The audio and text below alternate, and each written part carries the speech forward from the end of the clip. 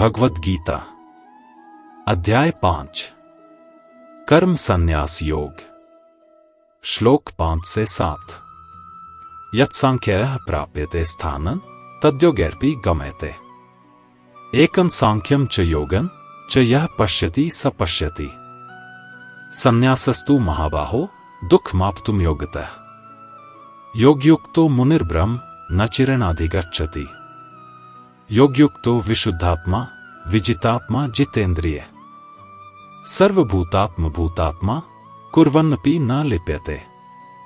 जो फल ज्ञान मार्ग से मिलता है वही फल कर्मयोग से भी मिलता है। सही देखने वाला वही है जो ज्ञान और कर्म दोनों को एक ही समझता है। हे महाबाहु अर्जुन, अगर कोई बिना योग के सिर्फ संन्यास करता है तो उसे बहुत कठिनाई होती है, लेकिन जो योगयुक्त है वह जल्दी ही परमात्मा को पा लेता है। जो योगयुक्त है जिसका मन शुद्ध है, जिसने अपने मन और इंद्रियों पर जीत पा ली है और जो सब प्राणियों में आत्मा को ही देखता है, वह कर्म करते हुए भी बनता नहीं है। कृष्ण आगे कहते हैं, अर्जुन, ज्ञान मार्ग और कर्मयोग दोनों ही रास्ते आखिरकार एक ही मंजिल तक ले जाते हैं। सोचो, जैसे किसी शहर तक पहुंचना है, कोई ट्रेन से जाता है, कोई हवाई जहाज से। रास्ते अलग हैं पर पहुंचते सब एक ही जगह हैं। समस्या तब होती है जब लोग बहस करने लगते हैं, मेरा रास्ता सही है या तुम्हारा रास्ता गलत है। लेकिन जो सच्चा ज्ञानी है वो इन बहसों में समय नहीं गंवाता। उसे पता होता है कि चाहे ध्यान और ज्ञान का मार्ग अपनाओ या निस्वार्थ सेवा और कर्म का, दोनों से अंततः मुक्ति और शांति ही मिलती है। असली समझ ये है कि रास्तों की तुलना करने की जरूरत ही नहीं, क्योंकि दोनों ही अलग अलग दरवाजे हैं जो एक ही कमरे के भीतर ले जाते हैं।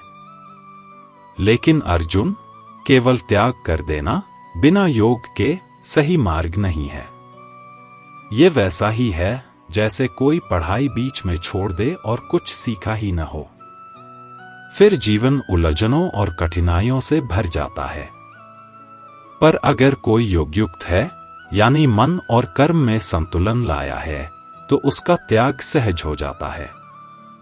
वह जल्दी ही शांति और परमात्मा को पा लेता है। सोचो, अगर कोई अचानक नौकरी छोड़ दे, सब बेच दे और कहे अब मैं साधु हूं, लेकिन अंदर से तैयार न हो, तो उसे केवल तनाव और खालीपन मिलेगा। पर वही इंसान अगर पहले से संतुलित है, ध्यान और काम दोनों को साध चुका है, तो त्याग उसके लिए भागना नहीं होगा, बल्कि एक साफ रास्ता बनेगा जो सीधा मुक्ति और शांति तक ले जाएगा। और अर्जुन, जब कोई योग करता है तो उसका मन शुद्ध और शांत हो जाता है। वह अपने विचारों और इंद्रियों पर नियंत्रण पा लेता है। और सबसे बड़ी बात, वह हर जीव में खुद को देखता है। ऐसा व्यक्ति चाहे काम करे, परिवार संभाले, जिम्मेदारियां निभाए, फिर भी भीतर से बंधन में नहीं फंसता। जैसे कमल का फूल कीचड़ में उगता है, लेकिन कीचड़ उसे छू नहीं पाती, वैसे ही योगी भी दुनिया के बीच रहकर भी दुनिया से अप्रभावित रहता है। सोचो, कोई ऑफिस में काम करता है, लेकिन न तनाव लेता है, न दूसरों से जलता है। सफलता मिले या असफलता, वो संतुलित रहता है। ऐसा इंसान बाहर से कर्म करता है, लेकिन भीतर से मुक्त होता है।